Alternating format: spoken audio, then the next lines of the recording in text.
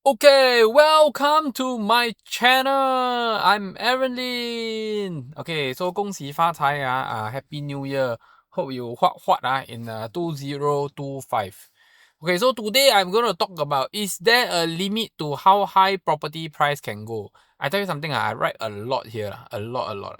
Then I try to do this video a few times. Wow, 刚扣, I tell you the things I write and then if I try to talk point by point, I really don't know how to do this video leh. So anyway, I got do my homework one. So like it or not, I really cannot present so dull and so sian. Just write this, then read out one by one, then make this video. Wow, I really cannot. So I gotta switch off my phone. Okay, so what is the limit to the property price? Okay, so basically I want to share one very important thing. I have this discussion with a group of agents a few days ago.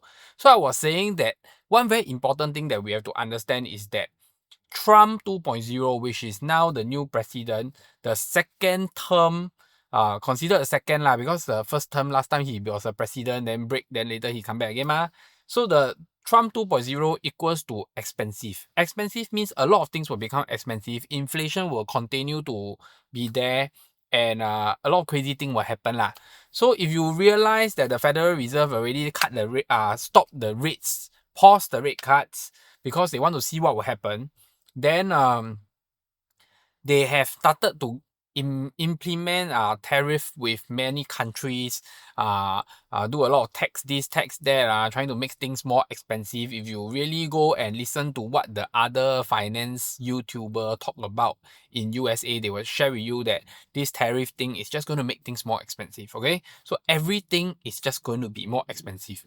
So when we have inflation, we have to understand one thing is that a property is an asset. When we have inflation, property price will go up.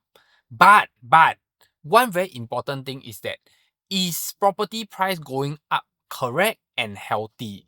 So I think that a steady growth is okay. Okay, a steady growth is okay. To be frank with you, you look at where you are today. We are in Singapore. Okay, in Singapore, the economy is very good. Everybody got money. Our currency is very strong. Actually, you say cost of food went up. Yes, I do agree, but at $3.50, $4, you still can get bak chor mee, you still can get chicken rice. I don't see any problem with our country as of today. So one thing that we have to understand and accept is that I feel that property price in Singapore is going to be very difficult to drop. Okay? Property price in Singapore in terms of index as a whole is going to be very, very difficult to drop. So does it mean there's no limit? No, it doesn't mean that way. So first of all, I feel that the first limit that we have to talk about is that the government needs to implement cooling measure. The government need to maintain a steady growth. To maintain a steady growth, to make sure that prices don't suddenly go up too fast or go up too much, and then later on, majority of the Singaporeans cannot afford property anymore. The recession comes, people cannot afford to pay, people buying above their buying power and whatsoever. All these things are problems that will snowball into bigger problems or social problems. So the government has a job to do. The job is to maintain a steady growth by using cooling measure. So they have to cool the market to make sure that property price don't go up too fast or go too high and then explode. We call that a bubble. Okay. So this is the part that's very important first. We have to understand this first. So when property price is going up, when inflation is here, property price will go up. The limit of how much property price will go up, number one, is this thing called Bala table. If you go into the theory and the what do I say? Maybe the degree in real estate or whatsoever, you will realize there's this thing called the Bala table that actually calculate the 99 years lease, and then every year you will drop. There's a certain percentage one. We use that to calculate how much is the top-up lease estimate for collective sale. Okay, I don't want to go into it too much. I don't want to complicate this whole conversation here. But there's a curve to show that a property is 99 years. If this property is at left 80 years, how many percent has it dropped? So of course, if it will drop very slowly, like 99 years, first year, second year, third year, it drop very slowly, fourth year, 5 year, 6 year, then it gets steeper and steeper and steeper, and the curve drop more and more. So when you get older and older, you realize that the curve more. That is what we call the Bala table. So number one, the lease of the property, okay, the lease of the 99-year property will affect your property price. So I think according to the bank, you can go and check it out. If I'm not wrong, a property that left with 30 years lease cannot take loan. So there's such things that are really happening. I think some of the landed left with 15 years, they cannot take loan. Then it will also affect the amount of CPF that can be used to pay on this property. That's another thing. So the Bala table, the 99 years lease will actually affect the limit of how high your property price can go. So Aaron, you keep saying that you don't buy old property. I have my reasons because this is one very crucial factor.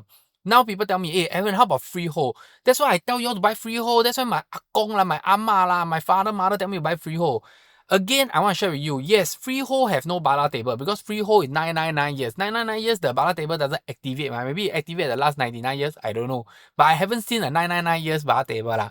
So basically 999 or freehold, they don't have this problem.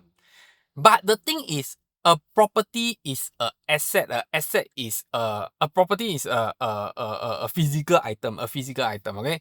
When you look at the property, you know, like, wow, you look at this, wow, this one how old, you can see. And first of all, let's focus on who are the majority buying power in the Singapore property market. The majority buying power in the property market are young people that want to start a family. The middle range people at the age of maybe 30 to 40, they have a bigger family, go primary school, the kids, they want to enroll for this school, that school, they want to change around. These are the people of the majority buying power. The majority buying power are not the downgraders. Why? Because we already call them the downgraders. Downgraders, they downgrade, they don't buy the more expensive property. The upgraders are the one that is paying more, that is putting more money into the property market. So the majority people are normally the younger buyers. Okay, this is how the property market works. When that happens, does the younger buyers want to buy a old property? Go and think about it. You may say yes to yourself, but first of all, I want to explain this is that in the property market, we have to look at a majority view. The majority view is not what your mother or you or your father think. It's everybody else. You have to do a survey with 100 people, then you understand what is a majority view. If you understand a majority view, you will understand where the property market is heading. You know where is the demand, where is the good supply, why some property price have a higher limit, why some property price already hit limit. This is very, very, very important. Okay, wait, before I continue, can you please help me hit the like button? It's very important to me because I make a lot of effort to do videos for you. All I need is just for you to hit the like button. Thank you. Go back. So freehold property doesn't mean that you get out of the Bala table. So first of all, maybe you don't get affected so early. Maybe like a 99 years get affected at their age of 20, but a freehold maybe only get affected at the age of 25 because you are not affected by the Bala table. But again, a freehold property when it's old, it needs maintenance fee, it needs a new coat of paint, need to repair this, repair that. You know, I went to a lot of old properties before. I have so many properties in my 15 years in my real estate career. I seen property that the floor is leaking lah, toilet leaking lah, the whole condo cannot use gas lah because they cannot find a leak in the gas pipe in the condo lah. I see condos that have power shut down for 6 hours lah because the generator spoil lah, or swimming pool closed down lah, or lift left one lah, then need to top up, need to ask people to pay more money. If your condo is very rich, I know of condos that is in the CCR area that is very rich, very big. They are like 2,000-3,000 square feet. They are very old, but the people got money, when they do upgrading, their upgrading is like 50 million one. They can redo the whole drop off point lah, they can do the lift lah, they can redo the whole outlook of the condo. The people are willing to pay. But now we are talking about mass project. If you are talking about the mass market project in the RCR region or the OCR region, people will not pay like, oh, everybody take out $5,000 contribute to repair the condo or to refurnish the condo or make the condo nicer. People will not pay. So this is the problem. Even now, condos that are supposed to repaint every 5 to 7 years. In these 5 to 7 years, just to go from an annual general meeting and get everybody to say, okay, let's pay this amount in monthly or a one time to pay so that we can upgrade our estate. It's already so difficult. Don't even talk about old condo trying to get money to maintain their condo. It's even worse. So if you want to see like a steady growth, you want to know where is the limit to your property price, I would say that the newer properties have more potential in growth. The newer properties, the older properties will meet the limit earlier. This is why we see a difference between a new launch investment and a resale investment. So if today you go and buy a resale investment and you buy a not so new condo and you think of holding for 10 to 20 years, it may not be a good decision. Why? Because you may have hit the limit. So we have a joke today is that some of the properties they cannot en bloc anymore. Okay, so when we say we cannot en bloc anymore is that the property price have reached so high, but the property is so old, there's a lot of charges that need to be paid for the developer to en bloc and then renew the lease and whatsoever, and the people in the estate only want this price. So after the developer pays the people in the estate this price, they go and pay the top-up lease because it's very old. The developer cannot earn money. So we call all these condos cannot en bloc anymore. These condos are what I call already hit the limit. When you hit the limit, okay, you cannot en bloc, you cannot sell it off. So will they en bloc next time or not? Yes, they will. Maybe 10, 15 years later or 20 years later at the same calling price that they are calling today. This is what I'm talking about. This is what I say, the limit. Where is the limit? So why 10, 20 years later? Because 10, 20 years later, if they call here, this pricing. 20 years later, they call back the same price, they are considered cheap. And I tell you, all this en bloc happens, all this collective sale happens when the condo is super run down and people are not interested to stay in it anymore. So they are willing to sell it off. A lot of older condos, if there's bigger projects like 800, 700 people units or 900 units, you realize they cannot en bloc. Why? Because there's a lot of people that feel that, hey, this is a piece of gold. But actually, if you ask me, this is a piece of shit because cannot en bloc. There is no potential to en bloc because it's too old, the rebuilding cost is too high, and the asking price of the residents there is so high that if the developer buy this land, they cannot make money. So they won't buy the land. So when will these people be willing to sell it cheaper to a developer? When they have enough of problems, when the water start leaking, this one spoil, lease spoil, need to pay the maintenance fee, pay this maintenance fee.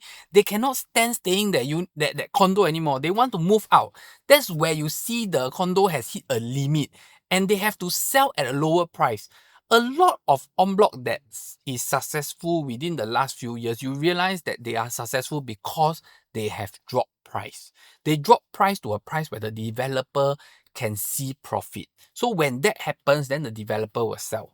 If you keep increasing price or you keep dreaming of getting like big ang pao or be a big what by en bloc and get a lot of money in your pocket, you realize that it won't happen. Developers are not stupid. Last but not least, I want to give you the last advice is that if you want to find somewhere, okay, in conclusion, if you want to find somewhere that has a higher limit, you can earn money longer, you can make money further, you don't need to have so much worries. Number one, I think you have to find places that the majority wants to buy. Okay, first get a location that the majority wants to buy. Number two, get a location that the majority can afford. And the majority thinks that it's still worth it. Okay, first you go and fulfill these three factors first. After you fulfill these three factors, get a property that is not too old. That's very important because I already explained before that. Okay, if you fulfill these four factors, you are more or less safe. If you don't know what is majority or you don't understand, then it's very easy. Get somebody that know. Okay, get somebody that know. Get somebody that know. Get somebody that know. Okay. So that's it for today's video. I really cannot write down and then talk and follow like that talk and then give you a video lah. It's really not my style. So I hope you have learned from this video. Thank you for watching. Hit the like button, subscribe button. I see you in the next episode and bye bye.